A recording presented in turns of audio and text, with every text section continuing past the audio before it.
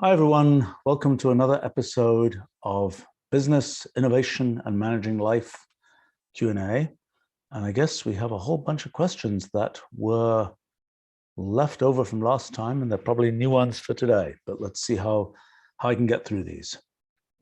There's a question here from Erin. How do you plan and track your product roadmaps? How far in advance do you plan?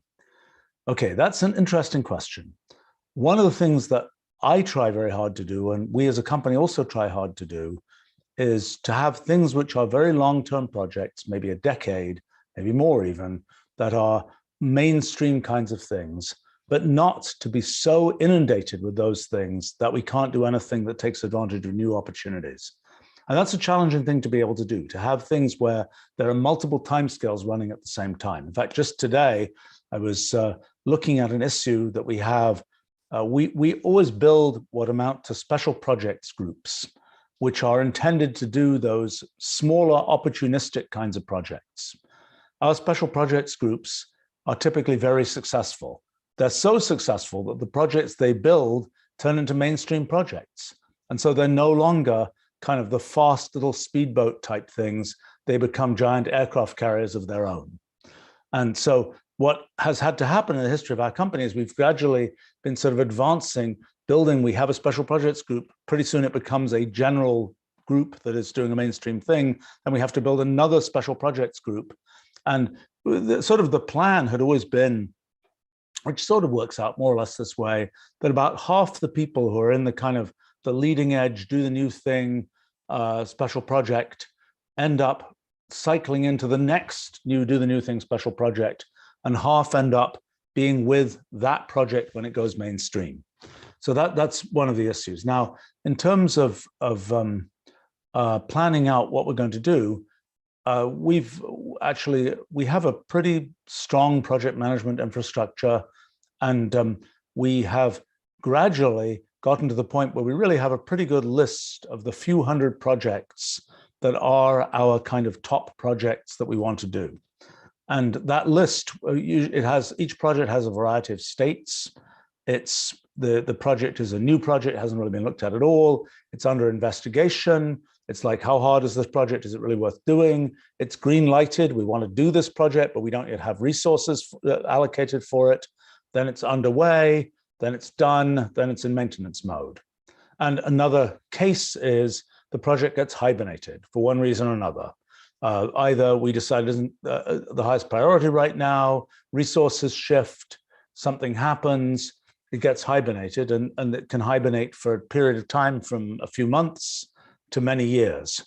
And the idea is to keep the information well enough, which we do a pretty good job of, that if you want to dehibernate it 5 years later, you can do that. So we were just dehibernating, oh gosh, what was the project we were just looking at, where I was a little bit upset that we were looking at things from 5 years ago oh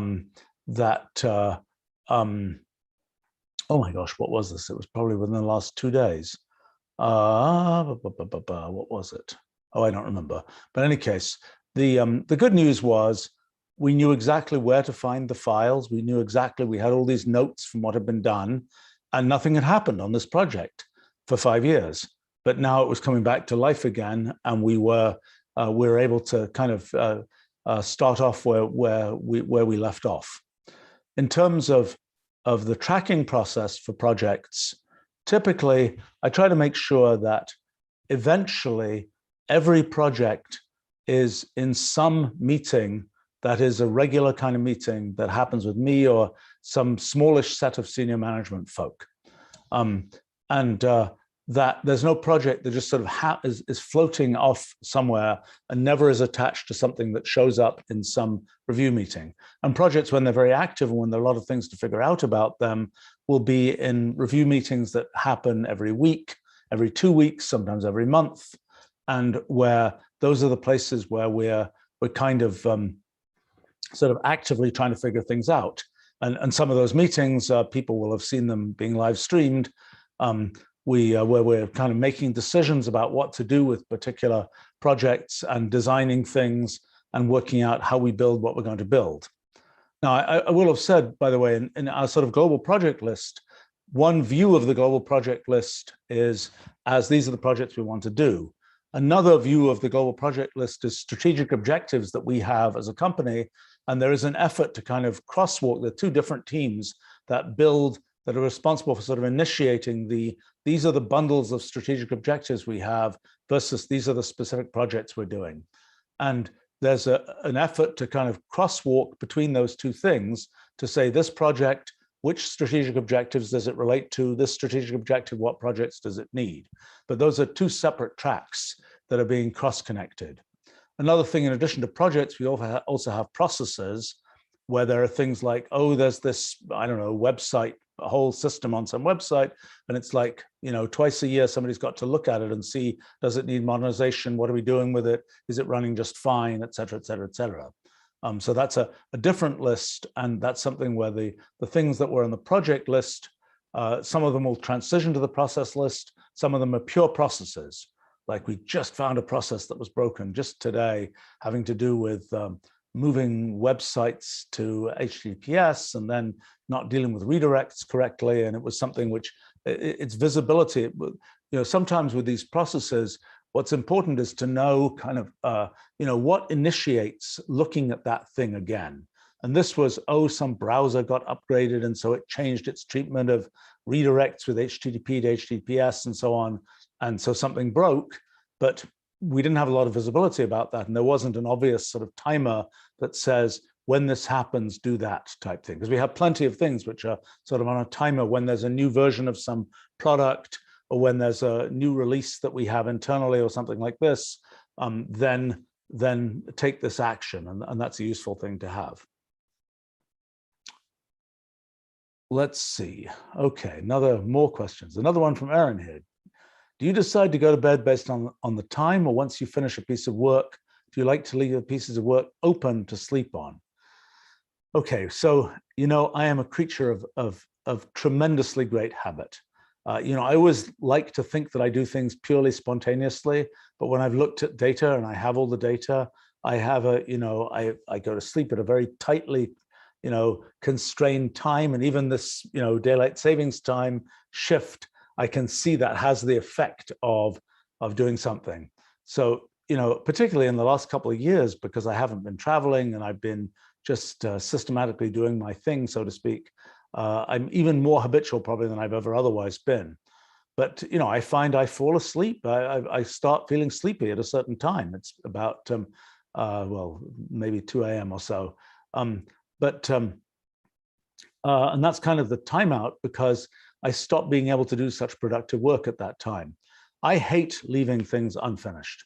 I really, if I'm writing something, for example, I make a big effort to finish the section I'm writing, because I find that if I come back and do that again, so my work tends to have different characters. So one thing is I am writing something on my own. That's a kind of a solo project, and I like to do sort of finish the section type thing. Another type of thing I'm doing is much more micro. It's dealing with email, all the issues that come in there that I deal with, and I write responses and so on. That's much more granular, and I can kind of say, oh, I'll do one more piece of email. That's going to take me another 5 or 10 minutes, or 1 minute or something, and then I'm done. I'm going to go to sleep. But when I'm actually writing something, which is a big piece that might take me a couple of hours to write some section, then I make a big effort to finish that, even if I'm feeling kind of tired.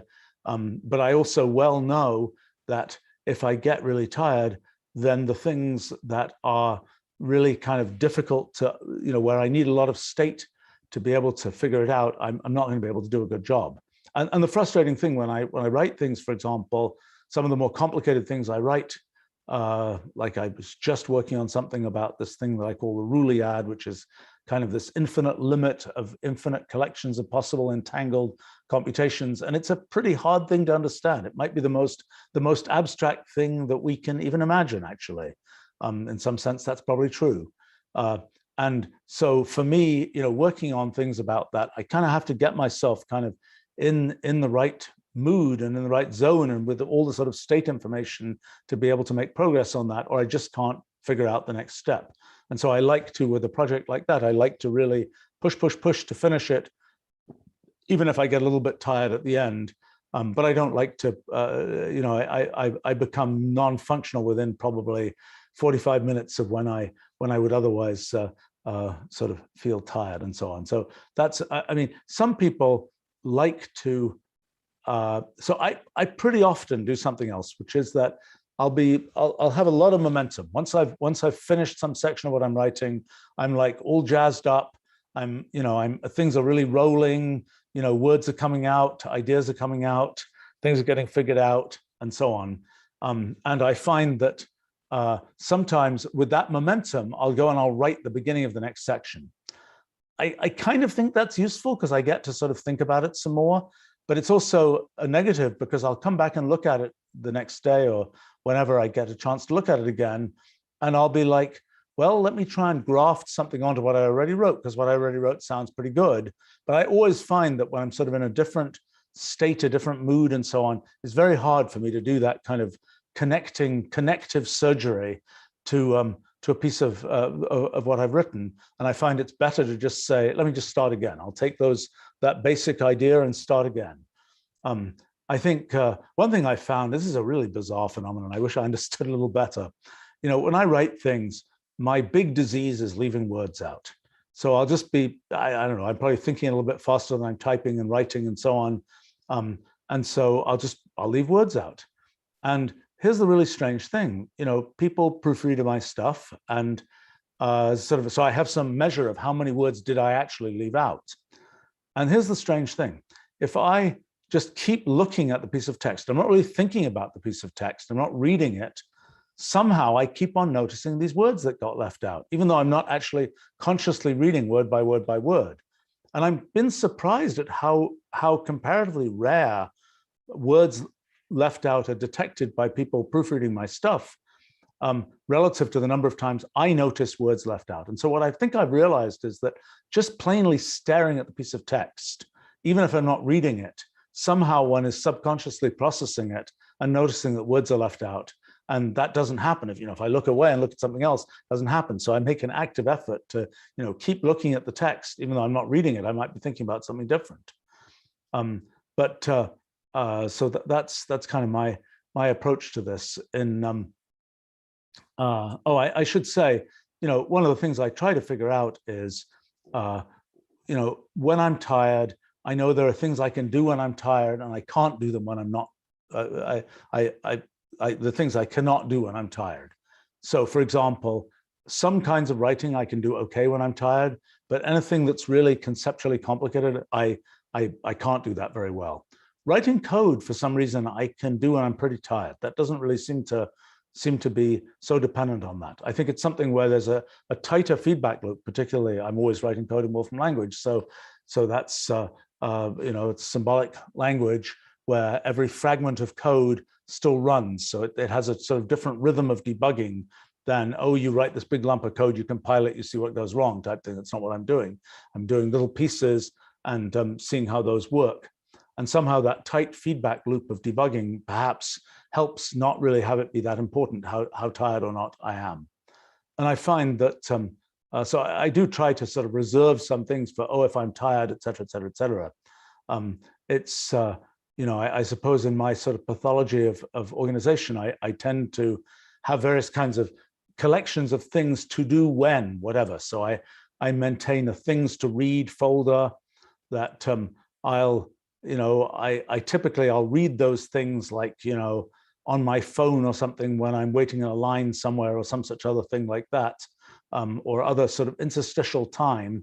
That's my collection of things to read, that are ready and that, accumulate over some period of time, and when I gradually read them. I also have a things to watch folder, which I have to say is quite new, and I don't really watch that many videos and things, but I gradually put things in there. I think I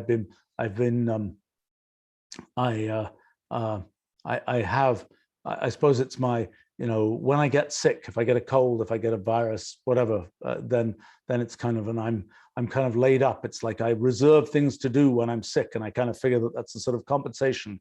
If I'm sick, I'll be upset about that, but at least I'll have these things that I've saved up to do. Actually, touch wood, I haven't been sick for 2 years now, so we'll see how that progresses. I did a study actually, which is not yet complete. I have like much data on these kinds of things because I have data on everything. I think in the last 25 years, I know of 17 times when I've gotten sick, and I think there are a few others when I was traveling and things which I haven't been able to detect. And so I've been curious, what are the correlates with when I got sick? Is it when I'm around a lot of people? Is it when I'm traveling, etc.? I don't yet know the final results for that, so coming soon, I hope. That's, I tend to reserve these things to do for times when, when for whatever reason I'm just things to read, things to watch, whatever. I also tend to maintain a list of, for example, things to see when I'm in place X, or people to see when I'm in place X. And sometimes those will accumulate for 20 years because it's like, oh, I always wanted to go to that museum if I happen to be in country X. But I haven't been to that country maybe ever or whatever else, but it's something I want to do. And I kind of keep this list of what to do if I am in such and such a place. And I've had the list for many, many years. And gradually things get checked off as I finally find myself in place X or Y. Let's see. The question here from Parmenides about what impact is China's energy crisis going to have on manufacturing? Am I worried about inflation of the US dollar? Or do I not worry about larger macroeconomic events and just focus on business? I pay attention to the news. I try and figure out what I can about what's coming. I have to say, this is a time in history where that's deeply confusing. I don't know what's coming. And I talk to lots of other people who sort of people who, like me, like to pay attention to these things and generally have lots of opinions and thoughts about what's coming. And I have to say, this is a time of great confusion about what's coming. And I think, we see that in, I'm happy to say our company has been doing well last little while. I can't say I know completely why. I think generally when the economy is down, people, I think, tend to think more, and so they tend to use our products more, maybe. The economy isn't really down, or at least doesn't seem to be down. I think, we see people who are sort of the types of people who are enthusiastic about the kind of mission our company has. We see lots of those, applying for jobs and so on. We have, but we have other places where we're seeing nobody applying for jobs. And it's a big mystery to me. Where is everybody, so to speak? I think that that's an example of something. In terms of the whole question about inflation, obviously, I don't know. There's theories about a little bit of inflation is a good thing. I don't know. It's when things aren't. One thing about doing business is that having an environment where things are fundamentally predictable is, if for a business like ours, is a good thing. There are businesses where no doubt one thrives on unpredictability, and let's be a hedge fund and let's make this bet here or there, and if we can figure it out faster than the other guys, we come out ahead.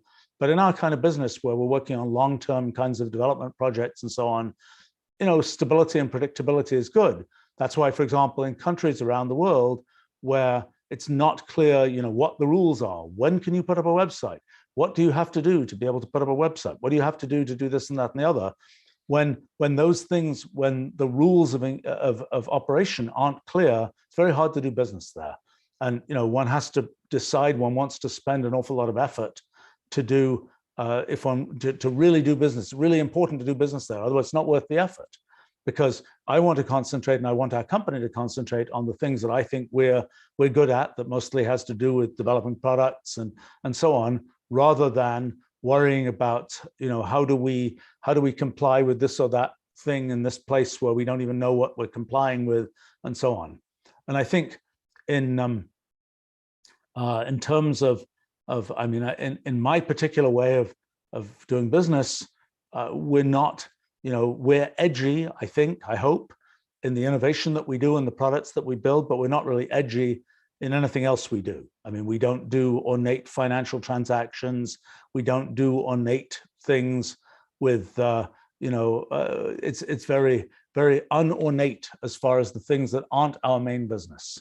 We want to be, we don't want to be sort of trying to, that which we can do in the standard way, we might as well do in the standard way, and not try and do anything where we're spending all our time worrying about, oh, is that weird, financial, hedge on some currency transaction and so on and so on and so on going to work out okay? That's not the business we're in, so we don't do those kinds of things. So when it comes to something like, well, so these questions about, is there going to be inflation? I mean, to me, a lot of what sort of happened in this, let's just inject lots more money into the US economy and things like this is kind of the 100-year test of economic theory. I mean, people, at times in the past when people have just sort of pushed various buttons, then things have really blown up. But people say, but we understand why that happened. We understand why in the 1920s, 1930s, this or that happened. That's not going to happen again. Hopefully that's true. I view this as being kind of the 100-year test of economic theory. And I think that, this question even, I was realizing for some reason, thinking about this today, that, what on earth does inflation really mean? Because it's, we have the consumer price index, which is based on some bundle of goods and some bundle of, and that's probably different. The things that I care about buying or spending money on may be different than what somebody else cares about spending money on. And it's not clear that, it may be that all the things that I care about are going up in price, even though all the things that somebody else cares about are not going up in price.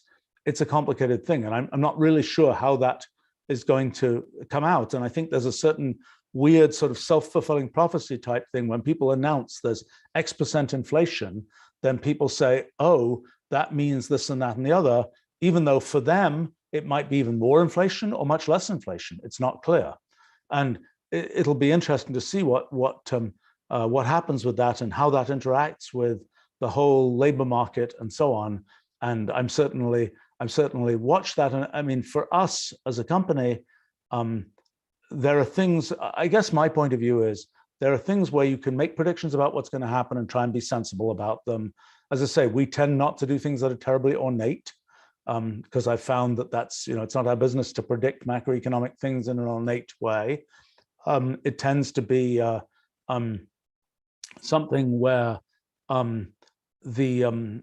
occasionally, I think I mentioned sometime before, it's kind of funny really, that, because we've been doing a lot of stuff with blockchain, we occasionally get cryptocurrency.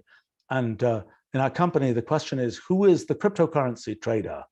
And, our company we're not a kind of company that has people who do trading, at least not except as a hobby, so to speak.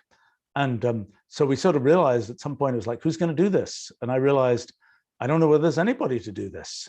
And, and people were getting very worried. What if I lose X amount of money by making the wrong trade? And it's like, okay, well, I guess I have to do it. And so I found it somewhat interesting. I have a display of a bunch of crypto prices and so on. And I have to say, so far, I just noticed all the cryptocurrencies went down a few hours ago. I don't know why. Maybe it's some announcement. Usually see the cryptocurrencies go down or up, and then you see a news alert come through about 2 hours later or something, which kind of tells you something about the way that the current economy and market is set up. But I'm happy to say that so far I'm rather proud of how well I've managed to time various kinds of trades that I've made and so on. We'll see. The next one will probably be a total disaster, so I shouldn't have said that. It's kind of jinxed it. But in any case, this whole question about what's going to happen with I think there's a time of great uncertainty, and as a company, I would say that we have mostly been just doing what we've been doing before, although I have been pretty conservative about, for example, spending money, because I really just don't know what's going to happen. And I don't want to be in a situation, thankfully, in the last 35 years of our company's existence, thankfully, we've never been in one of these situations where it's like, oh my gosh, there's no more money, we've got to lay people off and things like that. That's never happened to us.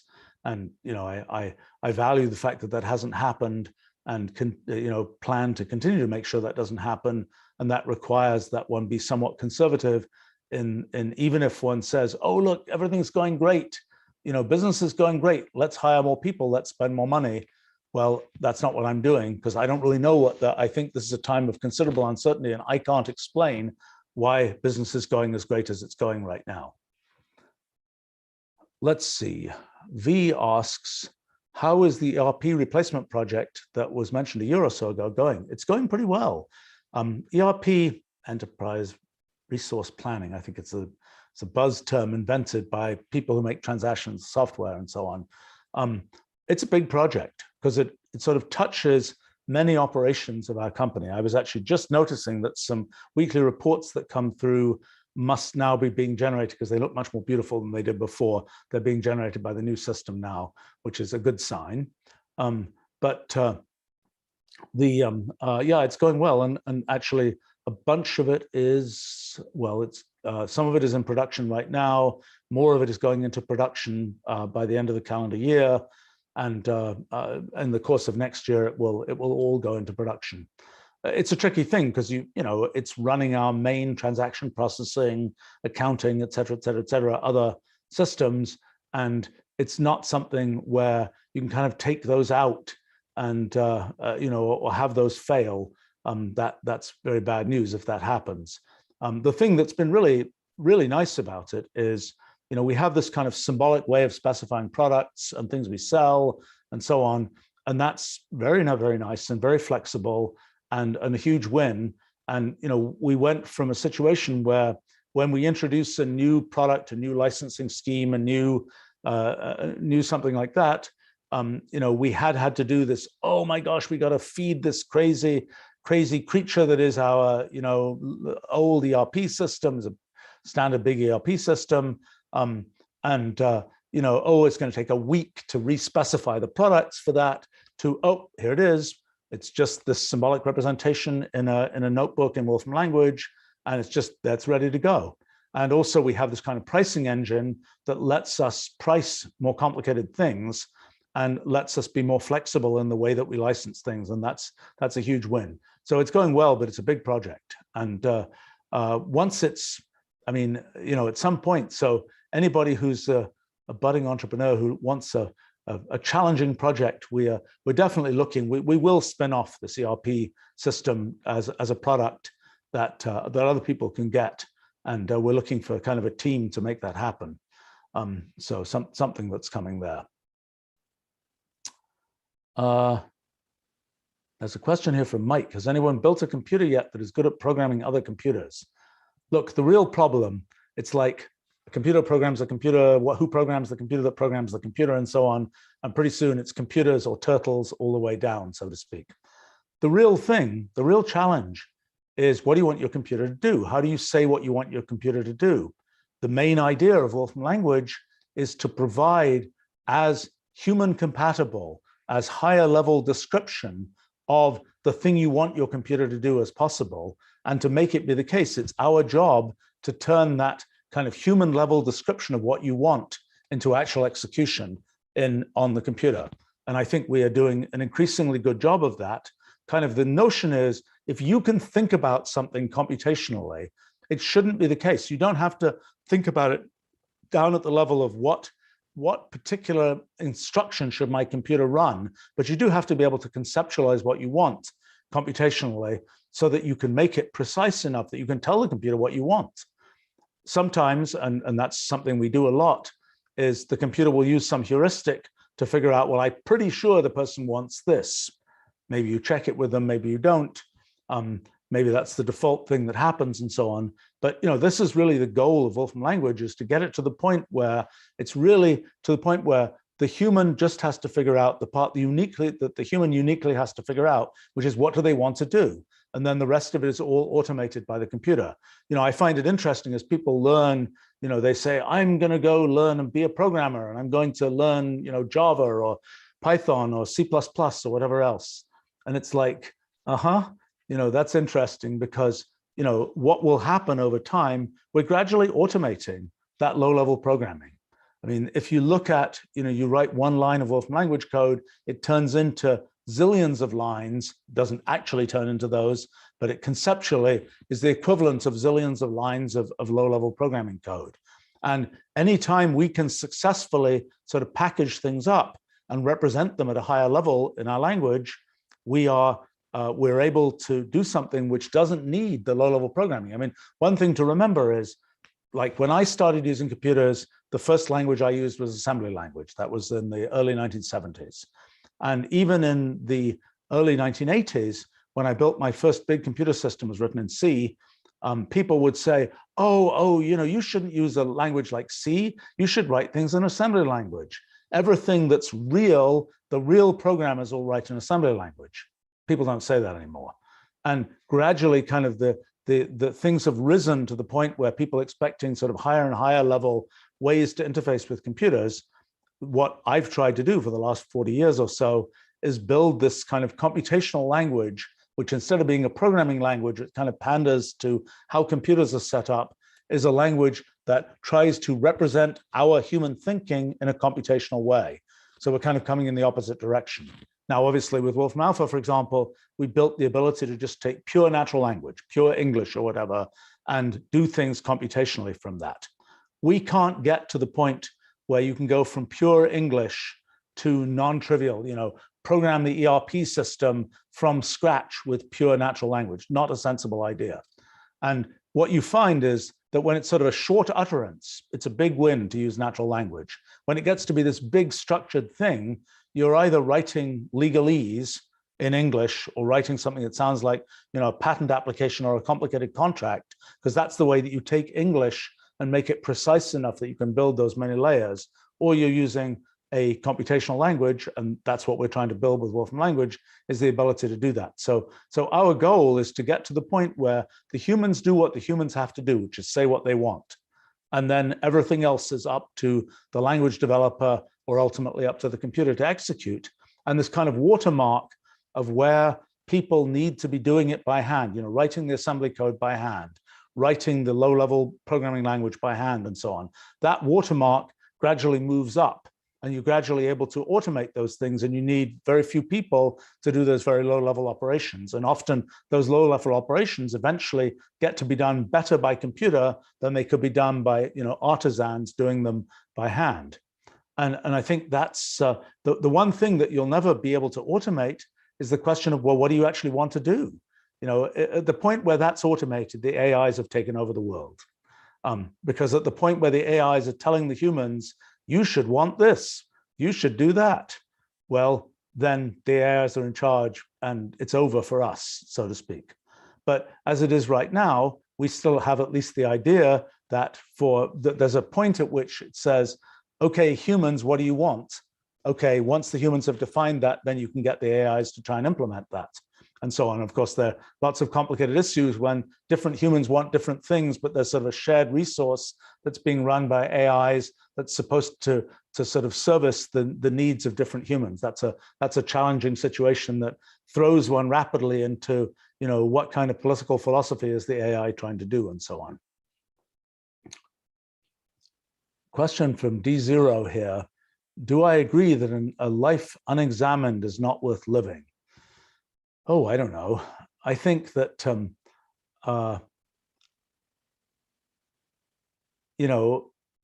I like doing intellectual things. I like thinking about things. So for me, that's a lot of it's a fulfilling way to lead life. I'm not sure it's the only way to lead life. I don't think I would claim that. I don't think that I think it's always very hard to know. People, this is an interesting challenge, because it's a challenge that I find when I do mentoring of various kinds, is there's something where you see somebody and they're doing certain things, and you can tell that they could do fancier things. They could do more things. They could do things that would have more of an effect on the world. They could do things that generate more achievement. You can do things where you think they will feel more fulfillment when they do those things. But how hard do you push, and is it always the case? For example, I think that there's a certain tendency, if you are, I don't know, a tech entrepreneur, for example, you go to random country X or random place X, and people are mostly doing something completely different from being tech entrepreneurs. And you say, you should be a tech entrepreneur. It's really cool. And people are like, really? We like hanging out outside and tending our goats or whatever we're doing, and we don't care about that stuff. And, I don't think it's really the right thing anymore. It becomes a very much of a thing that is kind of like the activity of being a missionary or something. You have a belief system, you think it's a good thing for other people, you are presenting it to other people. But, I don't think one can say that being a tech entrepreneur is any more profoundly wonderful than lots of other kinds of things. I mean, people have different kinds of things they want to do. I think the challenge that I see is always, when people know what there is out there and have really internalized what those things are, and they say, nah, I don't want that. Fine. But it's like, I didn't know there was a thing like that out there. Wow, that's really cool. That's really what I want to do.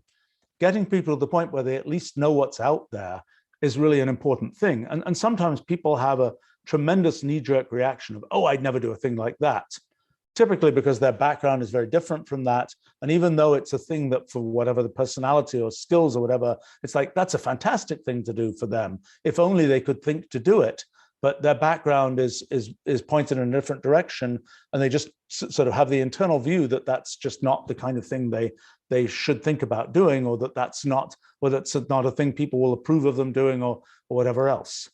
And I think that's one of the challenges, is that's something where if you can present to people what the possibilities are, and often it's a big kind of puzzle, because there are things the world offers, there are things the world is newly offering.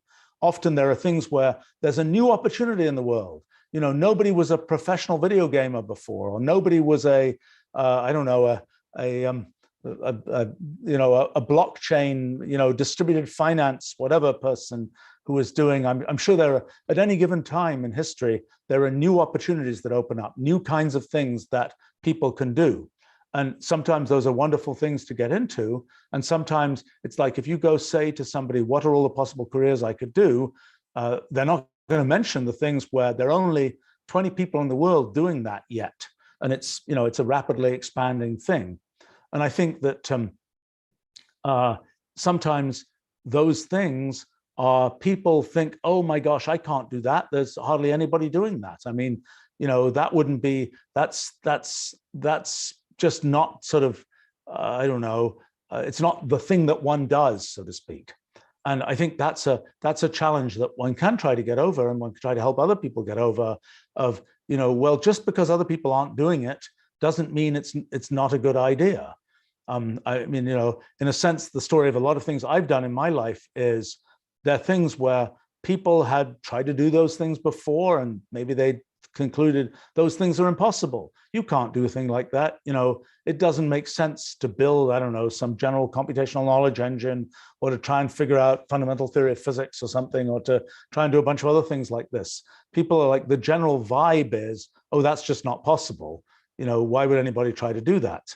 I think the thing that has been one of my personal achievements is being, I suppose, confident, arrogant, however you look at it, enough that it's like, just because people haven't done it and people say it's impossible doesn't mean I shouldn't try. And quite often, and when I say, why aren't people doing this? One answer might be because it's a bad idea and everybody else has figured out it's a bad idea, but I didn't figure out yet it's a bad idea. Another answer could be they just didn't think of it. And in my life, I'm a little bit shocked at the number of times where I think of things and it's like, that's an obvious thing. And it's like, why aren't other people doing this? I've kind of stopped asking that question very much. I mean, I kind of make a little bit of an ask of that question just in case I'm missing something, like that's really a dumb idea and everybody else figured out it was a dumb idea, but I didn't notice why it was dumb. And I've kind of taken more the point of view, if I can reason through why I think it's going to work, then by golly, I'll trust myself and I'll try and do it. And, I think that's been a quite successful thing for me. It has the advantage that I have lots of years of experience now and quite a lot of judgment about what's going to work and what's not. And I think that I've been gradually getting more wild in terms of the types of projects that I try to do. I think, if I go back 40 years or something, I don't know. I did okay picking projects then, even ones that seemed impossible at that time. But I think some of the ones today, I wouldn't have had the judgment to know whether they were a good idea or not at that time. Let's see. Question from Hunter. What would I like to see younger, newer programmers focusing on? Do I think the computer science community is focusing too much on video games, dating apps, etc.? You know, at any given time, there's always sort of some methodology opens up, some new idea opens up, blockchain opens up, or, augmented reality opens up. And it opens up because something changes in the world, because some new piece of hardware becomes available, because some new software capability becomes available, because some societal feature changes, something like that. There's some new thing that comes on the horizon. And it is always interesting to be part of the new thing. And it's always, if you have to not pick the new thing too early. Like if you were picking, I don't know, space travel back in the 1960s, there's a long time to wait before it becomes something broadly doable. Or if you pick virtual reality back in the late 1980s when it was first on the scene, a long time to wait. I think there's a certain thing where things have a certain time when they can really come into their own. One of the things that's a story of my life kind of thing is that a lot of stuff I've invented with computational language and so on, I know that, and also with some areas of science, it's kind of a funny feeling because I know it's absolutely inexorable that in some number of decades, these things will be like central things. And I've seen that happen with a bunch of things that I've invented in past decades. But it's kind of a strange feeling because it's like, I'm doing these things now and some people are saying, oh, nobody cares about that, et cetera, et cetera, et cetera. Nobody really understands it. But it's like, I know in some number of decades, this is going to be the thing that everybody cares about. But it's kind of like, it's a strange thing because one's sort of ahead of that curve. And if you're too far ahead of the curve, then it's kind of hard to make a living doing it, for example, because there's kind of not enough sort of ambient interest and energy in the world around that. It can be sort of perhaps intellectually satisfying to be that far ahead, so to speak, but it isn't a very practical thing. So, I think at any given time, there will be sort of the new thing that people are concentrating on. Eventually, the low-hanging fruit will have been picked. And then, the innovation seems to go down, so to speak, because the obvious, big things have happened. And then there'll be another thing. And those are it's good to think about those kinds of things. Now there are things where a lot of there are sometimes frameworks like this idea of computational language and just sort of make the computer know everything it can know and so on. That's a general framework that I've been sort of operating within for 40 years, and that's a framework general enough that it's going to be a continuing framework. I don't think. I mean, some of these other things you're mentioning, like video games, dating apps, and so on, I think, well, video games are interesting. Not that I play them at all. I'm afraid I'm pretty ignorant about them, although I know many people in that industry.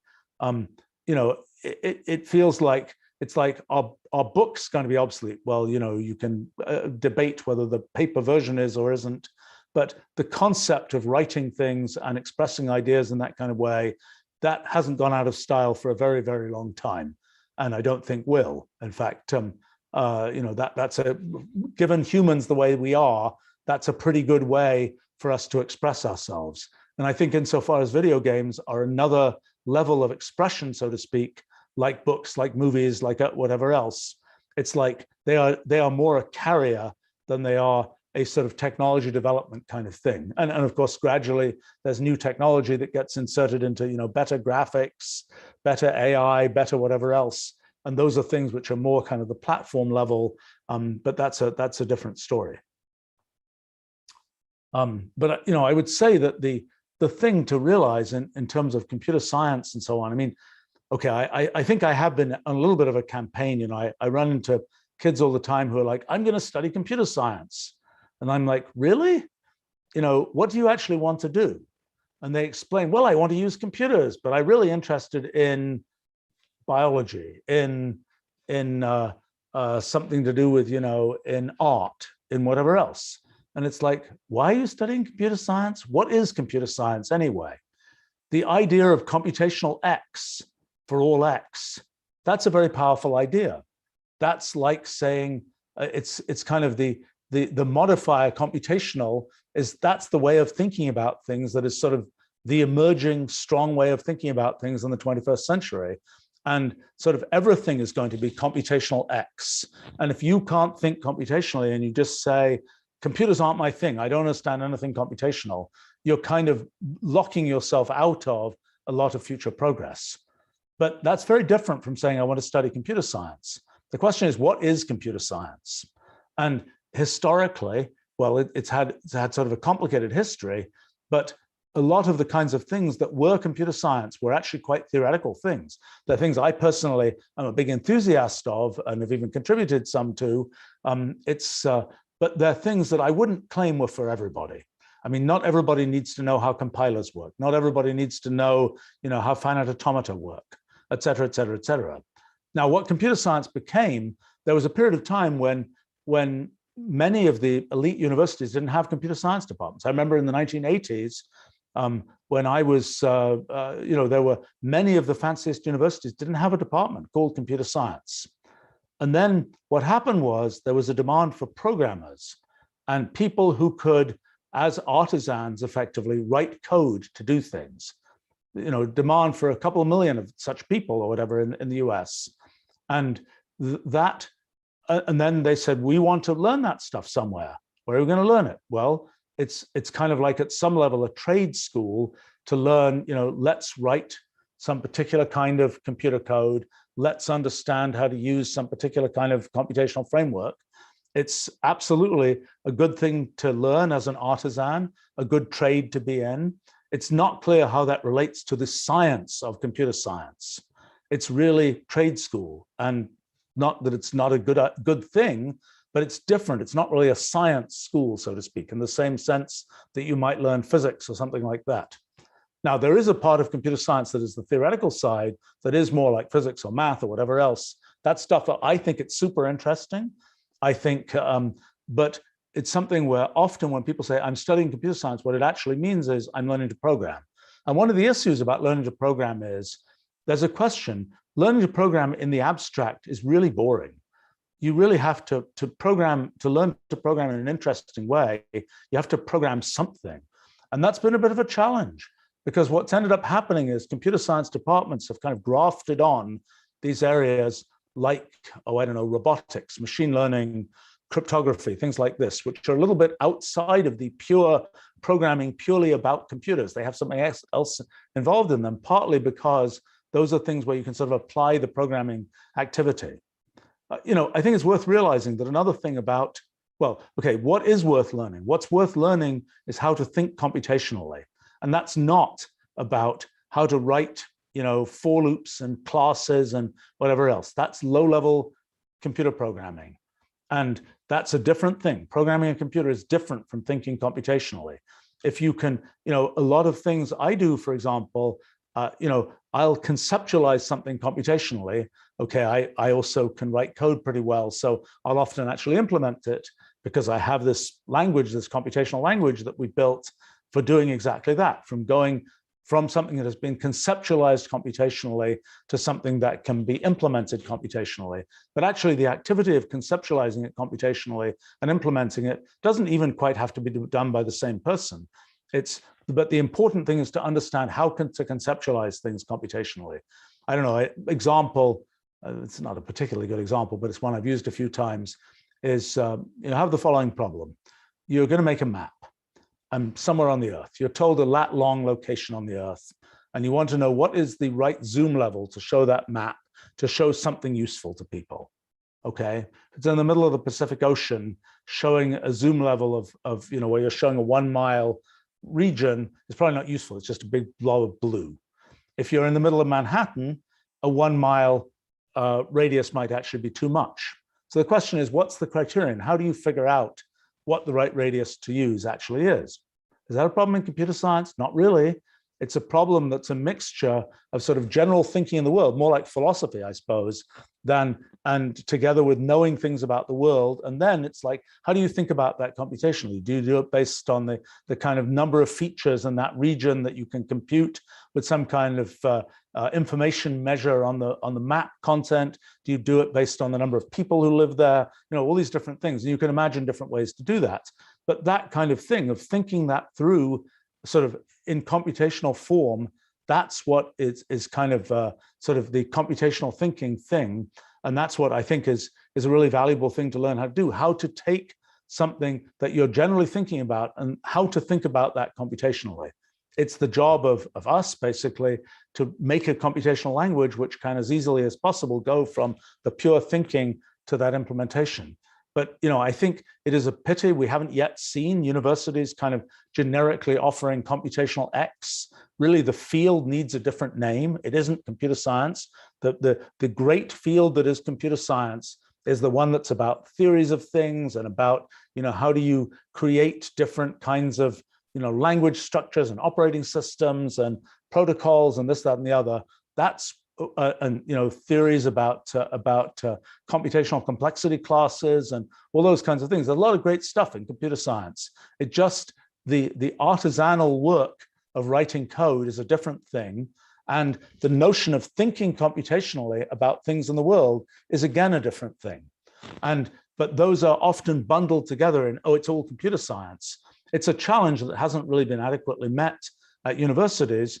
Universities have this problem that, well, it's, every organization when it gets big has a habit of getting siloed into things. And so it tends to be at universities. It's like, well, we've got a computer science department, we've got a physics department, we've got a math department. Oh, this computational X thing, where should that be? Should there be people in the English department who are doing computational literature? Or should it be that that's all in the computer science department? Doesn't really fit, but there's sort of outreach from there to the English department. I think the ultimate answer will be that computation is a methodology that is very broad, much broader than mathematics, for example, that will find its way into all these different fields. And there will be, courses in computational X in all those different departments, not, oh, the computer science department teaches everything to do with computers. That's sort of not the right thing. But how you get there and how that works with the sort of, with the personnel at universities and the way they're organized and so on, that's a challenging issue. And even more so, I would say at the K-12 level, at the sort of middle school, high schoolish level, we're seeing, I would say there have been about 5 waves of teaching people to code. It started with BASIC in the 1960s. It was a pretty good wave actually back then. And it's had multiple waves of, oh, we're going to teach everybody, I don't know, C, JavaScript, Pascal, whatever, you take your pick. Unfortunately, one of the things that's happened with all these waves, and I say waves because they've gone up and they've gone down again. And part of the problem is it's A, the technology changes, and B, it's kind of boring for many people. It's not boring for people who want to be software engineers. That's, then that's like, this is great. I want to learn this stuff. It's all good. But for people who want to apply computational thinking to things, learning all that low-level stuff is really kind of like painful. It's like when I was learning math, I think my probably lowest point was when I was about 10 years old, which was like a year or two before I started getting really interested in physics and had learned calculus and all those kinds of things. But maybe it was age 9, 10 or whatever. Math consisted of doing stupid arithmetic and algebra. And it was like, I don't like chasing these minus signs. I don't find this interesting. I don't know why I'm doing this. This is really boring. I don't like it. Now, okay, I did realize that maybe 2 years after that, I kind of realized I can get computers to do these things. And that's, and therein began a long story that sort of continues to today. But, the thing that the takeaway from that kind of math was, this is boring. Whereas I like math very much. I do a lot of stuff with math. I've spent a lot of my life doing things with math. I really like it, but I don't like that kind of mundane low-level stuff, which happily I've delegated personally to computers, although I take a certain perverse pleasure out of slowly learning my multiplication tables. I think I'm done now for at least up to, probably 12 times 12. I've kind of, at some point I've gradually, it's like, when did I ever need to know what 6 times 9? Okay, I learned 7 times 8 when I was 7 years old, because that was the question that nobody else knew the answer to. So that was the cool one to learn. But many of the others I just didn't learn for years. And I've taken a certain perverse pleasure out of noting when I finally learned it. I have a decent memory, so I do remember it once I've learned it. But I've usually had some particular reason to learn that one. Anyway, beside the point. But I think that the main issue is that with teaching computer science, coding, whatever else, the thing one doesn't want is you teach a bunch of kids stuff that they find boring, and then they say, I don't like this. I don't like computers. I don't like doing anything to do with writing any kind of computational code type thing, because they were exposed to some sort of rather mechanical version of it. And so I think it's a challenge. I've done a little bit to try and address this. We've tried to do more. It so happens that the technology stack we've built is kind of uniquely suitable to getting through computational X without going through low-level programming. And sort of how that affects what should be done educationally, interesting question. I think there are clear answers. It's not so easy to get from there to from here, so to speak. The there is pretty clear. The getting there is complicated because of the way it works in terms of people and learning new skills and things like that. Let's see. Oh boy, there's so many questions, many interesting questions here. Question from Jonah. To be creative, do I need to know how to change people's beliefs? There are many people in this world with many creative ideas, though how probable is it that I am the one to prove a science like no other? Well, let's see. The question is, if you figure something really great out, but you can't convince anybody else of what you figured out, do you still feel good about it? I think that's a complicated question. I think that, I get all the time people sending me mails saying, I've got a theory of physics too. Okay. Unfortunately, most of those are really kind of non-starters, because there's a lot that we already know in physics. And if you say, I've got a theory of physics too, and it's based on what you learn in high school physics, and it ignores everything else that's happened in the last 150 years of physics, that's not a good place to start, because you're kind of handicapping yourself dramatically. But I suspect there are many people who I think I can see why it's fun to think about physics, even if you're not going to go pro, so to speak, and learn all of the intermediate levels. But it's still, if you say, have you figured it all out? The answer is probably no. If you haven't taken, if you haven't done anything with the 150 years of work that's been done, sort of that goes from high school physics to what we now know, so to speak. And I think this question of, can you be the solo person who figured out something great? History says there are people who figured out great things. And, I've been studying recently a lot about the history of philosophy, because I'm kind of interested in connecting the things we're doing with our physics project today with the things that people have done in philosophy in the past. And it is remarkable how many philosophers there were who were not well recognized in their time. And fortunately, their work survived, at least in some form. And then people said, boy, that person really knew a lot of stuff. They really figured out a lot of stuff. Now we know what they were talking about and so on, but they've been dead for 100 years. I think that it's more fun if the things you've done kind of come to fruition when you're around to see them, I think, come to fruition. That's definitely more fun. At least that would be my theory of things. But, and this idea that there will be the kind of solitary thinker who figures a lot of stuff out. Okay, I mean, my own experience is that I like working with other people. There are people where I find that they work well as kind of muses for what I'm doing. Like, I've thought about a bunch of stuff, I talk to them, even if they say almost nothing, I realize I understand things better. Honestly, one of the reasons that I like doing these live streams is because you guys are implicitly muses for the things that I try to think about. The effort to try and explain stuff to you all is very helpful to me. And so that's kind of the, even though I'm sadly only getting feedback in a kind of a thin channel here, that's a very helpful thing.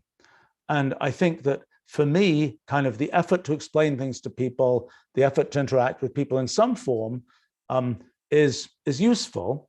On the other hand, at some point, I kind of have to break off from that, and I just have to think about stuff, because if I'm like, I don't want to be dependent on other people's thinking, and I don't want to be, if I've got some idea, there are plenty of things where I think I know what's going on. I think I have a pretty good idea, and everybody's going to tell me, oh, no, that's not quite right. You have to do this, you have to do that. What about going this direction? What about going that direction? I need to be more obstinate. And, I have learned over the years to be quite obstinate. And just like, I think I know what's going on. I think I know the story. I'm just going to keep going in that direction. Thank you for that opinion. That's fine. Maybe you're right. Maybe I'll tell you in a month that, yes, you had it exactly right, and I didn't know what I was talking about. And that certainly happened plenty of times. But right now, I'm just going to be obstinate to go in the direction that I'm going in. I think that if you are truly solitary, I think that's a very challenging thing to do. May not be impossible, but it's challenging. I'm not sure I could personally pull that off, for example. It is true, though, that there are many projects I've done. For example, probably the biggest one was my book, New Kind of Science, where I, pretty much I had started, when I started working on that, I spent about 10 years working on it. When I started working on it, I would talk to people about it, and people would say, hey, did you think about this? Oh, that's really interesting. What about that? And I realized if I'm ever going to get this project finished, I just have to concentrate, do what I think should be done, just ignore all that other stuff. And that turned out to be the right strategy. Even though it might be sort of socially less fun, so to speak, that was the right strategy for that. But I kind of think that if you're in a situation where, you have to be very sure of yourself. If you're going to say, I'm going to do this thing, I'm going to do it for many, many years, and I'm sure it's right, even though everybody else says it isn't. There probably comes a point where you say, look at the other things I've done. I kind of know I know what I'm talking about well enough that I believe myself. But whether you should do that from the get-go without being able to say, well, look, I did these other smaller things and they worked out well, I'm not sure that's a great strategy. Let's see. Oh boy, so many interesting questions here. From Jorman, do I think the current democracies are the apex of history, or are better systems to organize societies yet to come? I think I've talked about this a little bit at other times. I think the one thing to realize is some aspects of the organization of society are driven by technology, and we do have new technologies. And the actual role of between social media and AI and computational language, the actual role of those things in the organization of society is yet to be figured out. I mean, computational language, well, literacy, for example, that led to the sort of more serious democracy kinds of, probably led to the possibility of widespread democracy. Computational language, it probably, plus AI, probably leads to another level of something. AI means that you can have more microscopic decisions. You can have kind of more things that get done according to definite kind of global rules, but happen more microscopically. You can have things, computational language means people get to express their preferences in a more nuanced way rather than just checking a box somewhere. And how that relates to and also sort of AI in the way that it's operating in social media and so on. It's like it's picking content, and there are ways that that's controlled, et cetera, et cetera, et cetera. And people do, for a while they were saying, hey, it's not my fault, it was just the AI. I think people have given up on that now. By the time it's like, press this button and eject somebody from this platform or whatever, you're kind of showing through that there are actually humans behind the curtain, so to speak. But I think that this question of whether technology leads to the possibility of new sort of societal structures, that I think the answer is probably yes. There are things where over the course of time, history, there's a long history of people saying, hey, we figured it out now, let's just do this. And then people do that for a century, half a century, whatever else. They say, whoops, there was this horrible bug. That was a really bad idea. And you can see that in a lot of the tides of history that have happened in the 20th century and so on, of people like, this is a great idea. Let's, we've got a theory of how society works. Let's just operate that way.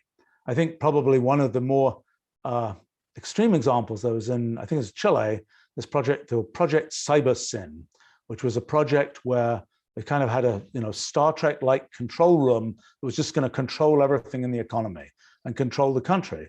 And turns out that the science just doesn't work that way. One of the things people don't realize is that people say, oh, we've got science, now we can predict everything. We can just run a country by moving levers around, and we can make people do this or that thing just by moving levers around. Turns out that what we now know from science, my own efforts particularly, I suppose, that we're, it's not this idea that just because you know the underlying rules by which something operates, now you can predict everything. That's just not true. That was the, what happened in the sort of the big flow of science, I suppose, is, there was throughout most of history, people just said, if it doesn't make common sense to me, I don't believe it.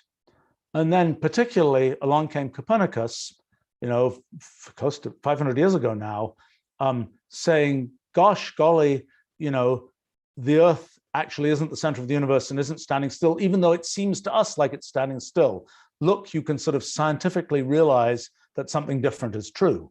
And that kind of moment led to this giant trickle down to the point where people say, it is not for me to understand, science just says this or that.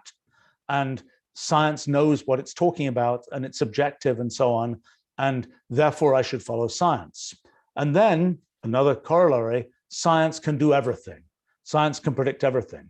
Well, it turns out we now know that science can't predict everything. That is rather easy to set up a scientific system where you say, here are the rules for the system. Now I want you to tell me what's the system going to do. And you say, I can't tell. The only way I can tell what the system is going to do is by running the system and seeing what it does. And that's this phenomenon of computational irreducibility. And that's something we see in many abstract systems. And we see it as a practical matter in many practical systems in the world. So it's a situation in which, in a sense, science is kind of eating itself from the inside. Science is saying that science has limitations. But I don't think that message has gotten through in general yet. And people still tend to believe that, science answers everything, so to speak. And, and that has led to particularly some what turn out to be slightly crazy in many ways, kind of theories about the organization of society, where we say, let's just organize things according to science, in quotes. That's often, science is often used as an excuse. It has been used as an excuse for some terrible, crazy things that have been done over the past 100 years or so, where people say it's scientifically proven that blank, blank, blank. And so let's get everybody to follow that. And it turns out that, well, the science actually didn't prove it at all. And, it turns out to be just a really bad idea, even though maybe everybody involved in that chain of the science proves this or that was operating in perfectly good faith. Maybe they weren't, but maybe they were. They just believed that, but it just turns out it wasn't true. One of the challenges in today's world is, sometimes I'll see things, actually rather often, I'll see things reported in the news, this or that thing, medical, epidemiological, this or that thing. And it's like, that can't possibly be right. That can't possibly be. The evidence could not possibly tell you that the type of data you have could not possibly answer this question as definitively as the answer is being reported. But yet, one sees kind of decisions be made and the public go in a direction where it's like, well, the science was presented in this or that way and the science proved this or that. So let's all go and run off in that direction. And I think that's honestly, in this pandemic, I think it's been a terribly damaging thing that there are many aspects of what's happened where we just don't know the science well enough to be able to say. Now, it's a complicated decision, and it's a decision, if one is does leadership kinds of things is a decision one has to address a lot. What do you do in the event of uncertainty? If you're leading people and there is uncertainty, what do you do? How much of that uncertainty do you communicate? And how much do you just say, we should go in this direction. That's the best direction, I think, to go in. And you don't even discuss, oh, it's kind of uncertain and this might be going on and that might be going on and so on. I personally think that decisions that have been made about how much of the science and the uncertainty in the science to explain haven't been done correctly. I think that that people have believed that the public, so to speak, is really much dumber than it actually is. I think that people, I think that the challenge sometimes is when you're talking about science, how does this kind of, immunological thing work? You kind of assume, oh, people aren't going to understand, we just have to tell them this or that. I think that really what should be done is make more effort to explain it. I think that it's like you can make a bad user interface for a computer. You can make a bad computer language. You can write a bad piece of English where people won't understand it. And where you can just say, well, the answer is you should just do this because I can't explain to you what's going on. But the fact is, if you put the effort into explaining it, if you put focus on that, then I think if you do your job well in explaining, then you have a good chance to have people actually understand. And when people actually understand, it's much more likely that they'll make the right decisions, do the right things, et cetera, et cetera, et cetera. And I think that it's been a shame that more effort hasn't been put into science communication in and explaining both what's known and what isn't known, and trying to sort of say, and again, people worry that if you tell people we just don't know, then people will just freak out. I don't know. I don't think that's the case, but I'm not sure. I think if you explain what's known, I think people are much happier knowing what's actually known and what's not known than just being fed something where at the moment where they're fed it, they say, oh, that's great. And then later on they realize, we were completely misled. We're really upset at this point. So maybe people forget quickly enough. I don't know. But I personally think that that a lot more should have been done and should be done in kind of communicating what's known and what's not known. But I think that in terms of what, I think that technology, more so than science, is likely to lead to sort of different possibilities for things that become possible in societies. I mean, even a very basic thing like pricing, the idea that things have a definite price, as opposed to the idea that sort of the price will be negotiated between AIs so as to optimize this or that thing. That even right there makes a difference. I mean, we're talking about inflation and things, things have prices right now. Most things have prices. Not everything has prices as such. I mean, there are things that have complicated, depending on exactly what you want and the moment at which you try and buy it and the amount of other people who've bought a seat on that plane or whatever else, it'll be different. Anyway, let's see. Oh boy, so many questions here. You know what? I'm going to skip to the end here just so I don't just keep going.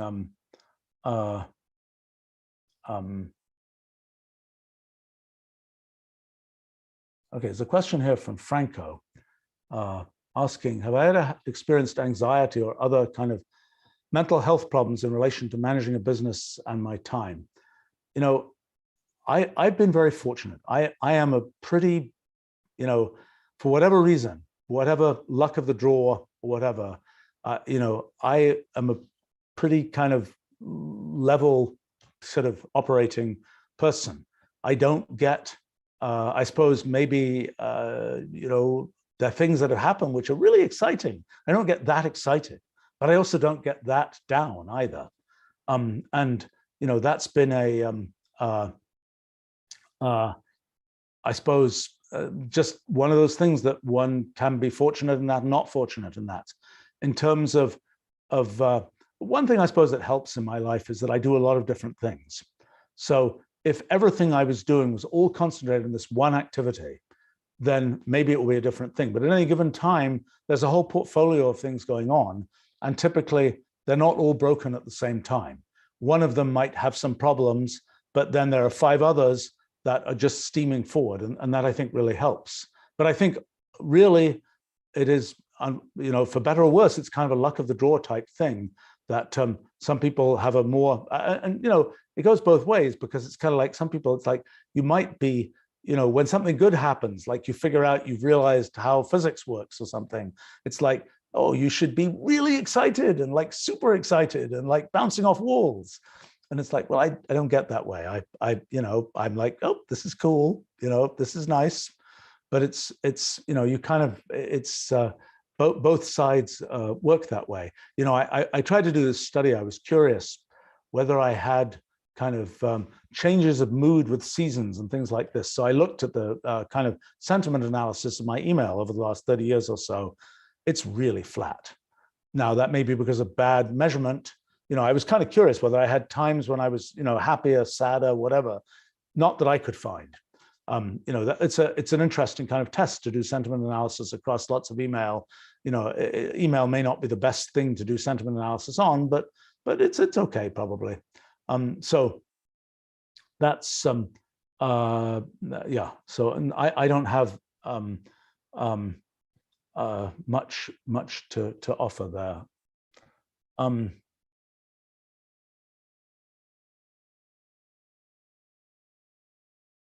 Tori asks, why should one start a startup when computer scientists are super well paid in existing companies? Well, it depends what you want to do.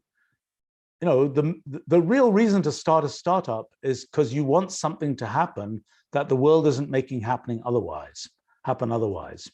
If what you're going to do is just the same as is going to happen anyway, why do you need to do it? At least that's my point of view. What should drive somebody to do a startup is that they really want to do something. Well, maybe they want a lifestyle where they don't have a boss, or they don't have a boss in the same sense. But I think the better reason is because they really want something to happen. They really want some product to exist. They really want to use that product. They really think such a product would be really cool, or whatever it is, or a service, or whatever. And that's why they want to do it, rather than, I can make more money. I have to say that with fairly few exceptions, the let me do this because I'll make more money doing that, particularly when the thing being done is something with a certain degree of risk, I have rarely seen that work out well. When the primary motivation is just let's make money doing this. When somebody says, I'm going to start a company because I'm going to make a lot of money that way. That's, you're going to put a lot of work into it. And it's going to have some probability of success, some probability of failure. If you don't really, really care about the thing you're doing, its probability of success is much lower. And, you're making a lot of trade-offs when you put all that effort into that particular thing. So I think, when it's a purely financial calculation, if you don't, if you're fine writing code in a, you're doing something, you don't necessarily care about the outcome, you're just getting a paycheck, writing code, and you are happy doing that, great. Just do it. Don't put yourself through the pain of trying to do a startup where you're, having to work 100-hour weeks and you're doing this and you don't have any time for anything else. And it's all very complicated and you have all sorts of issues that come up and so on and so on and so on. Why put yourself through that if you're happy with something where somebody else is providing the environment? I mean, in a sense, for example, for myself, I knew that I was not happy with any environment that anybody else was sort of going to provide for me. So I had to sort of build my own environment. And that's not true for everybody. I mean, I like to think that the environment we've built in our company is good for the people who work at our company. Seems like it generally does very well in those regards. But that's something where if somebody else is going to build that environment for you, and they're just going to like deliver it. Here's the environment. Be in here and do what you want to do. Great, take it. But if that doesn't exist, or there's something that you want to have happen in the world that just isn't happening, well, then you have to go stick your neck out and do a startup or whatever else. I would say that one of the traps, by the way, is that people, they go through school, they get a job, the job starts paying them more. Pretty soon they're trapped. They can never change jobs. They can never change what they're doing. And then they wake up again a few decades later and they say, oh my gosh, I spent all this time doing something I really wasn't that interested in, but I had to because I had, the mortgage and the this and the that, and I needed to make that amount of money. Yeah, that's a problem. I mean, that's a reason to not get into something where you're just doing it by default because you can and because you earn money doing it. If you're satisfied doing that, great.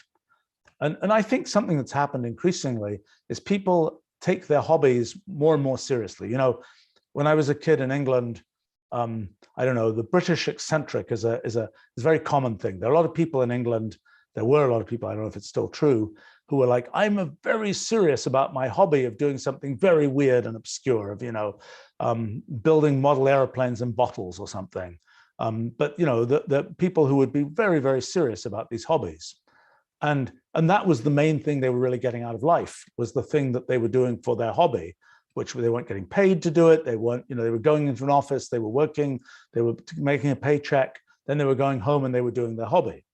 And I think that there have been times when there's been a decrease in hobbying. I have the feeling in the US that hobbying was a little less a thing in past years. I think that through the internet particularly, hobbying has kind of, you know, been on the rise, of people who say, well, usually I do this, but I also have this thing where I'm doing a blog and I'm doing a this and a that and the other.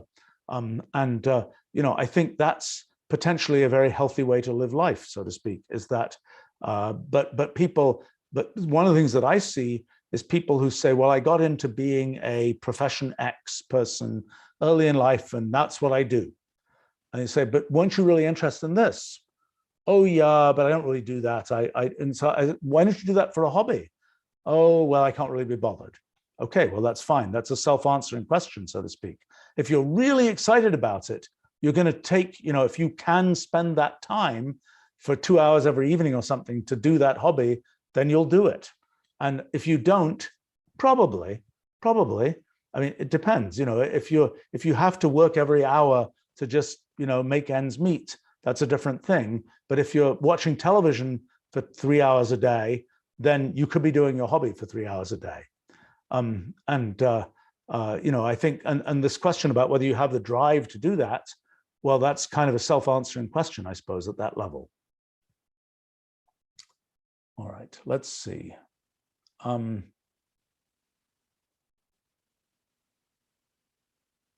just a couple more, and then I should there's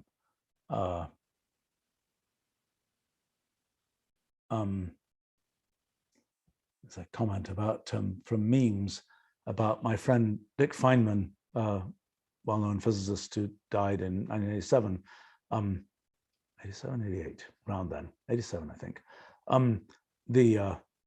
Asking, I think in response to something I was saying before, is that why Feynman liked explaining neutrons to plant workers and so on? Yeah, he enjoyed that. Look, in a sense, I got this idea from him. I think I was probably doing it anyway, but you know, he liked explaining things to people, and he always enjoyed that. And I don't think you know, I don't think I ever really had the conversation with him. I mean, I remember talking to him a bunch about sort of the process of explaining things, but I don't think that he really explained to me that he explained things to people so he understood them better himself. I'm not sure that really came up so much.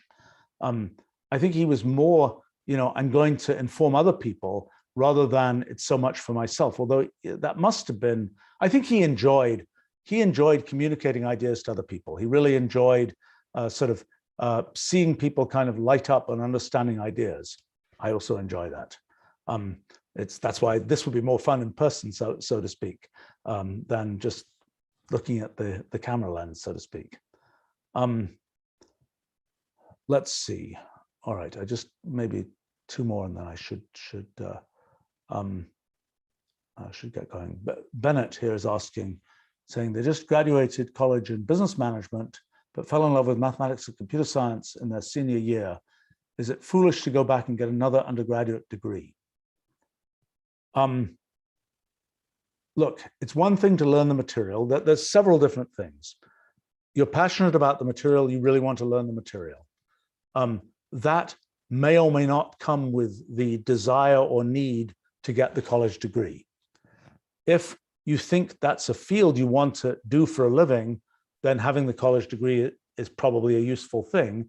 If it's something where you would find it hard to just be learning those things on your own, then again, go and do the college thing, because that's an environment where you're kind of helped through the process of learning new things like that. I think that when it comes to sort of the career planning kind of thing, I would say that, look, if things continue the way they are right now, then it is kind of a if there's a job on offer that involves doing math and computer science, and you learnt it by watching a bunch of MOOCs, and there's no credential that says you know it, and you come in and you interview for that job, you're going to have a good chance in the current labor market, so to speak, better than perhaps in the past. I think you kind of have to factor, why are you doing, you want to learn the stuff, great. Learning it is independent from getting the credential or being in an environment where other people are learning it too, and where you're kind of babysat in the learning process. I think I don't know, in the gaming of kind of college and so on, I would have thought if you just got a college degree, the thing to do is see whether you can hop into a master's degree program. And if you maybe have to do a few extra courses to kind of prep for the master's degree program, that's probably a good way to do it. If you're ending up doing the whole college degree again, it seems like I don't think colleges are well set up for, I just got this 4-year college degree, now I want to add on another college degree, I'm going to spend another 2 years worth of courses to do that. I don't think they're well set up for that. I think they kind of expect you to say, okay, I want another extra piece, which is a master's degree, or I want to go back and do the whole 4 years again. That's just lots of time, I suppose. And plus, you might very well have done many of the courses already. Okay, I need to go because I've got another meeting I have to go to. But thanks very much for a lot of really interesting questions. And I look forward to doing this again another day. So thanks and bye for now.